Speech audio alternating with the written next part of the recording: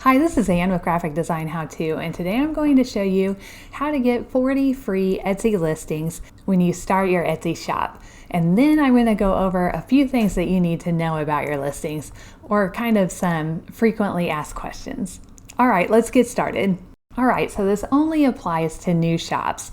So if you've ever had an Etsy shop in the past, you won't be able to do this, unfortunately. To get your 40 free listings, go down to my description and there will be a link called Get Your 40 Free Etsy Listings or something like that. And when you click on that link, two awesome things happen. You get 40 free listings and I get 40 free listings. So yes, this is a referral program. And I know sometimes people don't really like using referral links, but as far as I know, if you're a new Etsy seller, this is the only way to get your 40 free listings. Now, once you've done that, you'll notice your free listings in a few places. You'll get an email that you received them. They'll be in the listings section of your dashboard inside Etsy. And you'll also see your free listings on your itemized bill, but that's only after you've already used them to list an item. So I'll show you here in Etsy where you would go to see your free listings.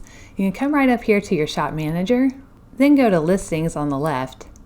And then you'll see this big black button up here to the right. And it should say a number of free listings that you have right over here. Now, if you're not seeing those free listings, it might mean that you've already had a shop in the past.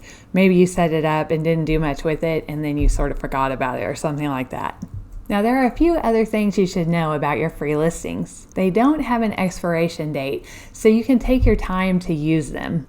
But if you use them to create a listing and that listing doesn't sell for 4 months, it'll expire. And then you'll need to use one of your other free listings to renew that if you want to. If you decide to close your shop, you will lose all those free listings. Another thing to know about them is that you don't have to use all 40 at once. You can use one today and then another one next week and then another one next year if you want to do it that way. All right, so let's say you've got your first item ready to list and you filled out all your information, and usually what happens when you hit publish, you're automatically charged 20 cents at that point to list the item. But for you, since you have those free listings, it'll actually pull from that instead of charging you. So you can use these listings to list new items. You can also use them to relist expired or sold items. All right, I hope you have great success with your new Etsy shop. And if you like this video, please click on the like button, and I'll see you next week with another graphic design video. Thank you.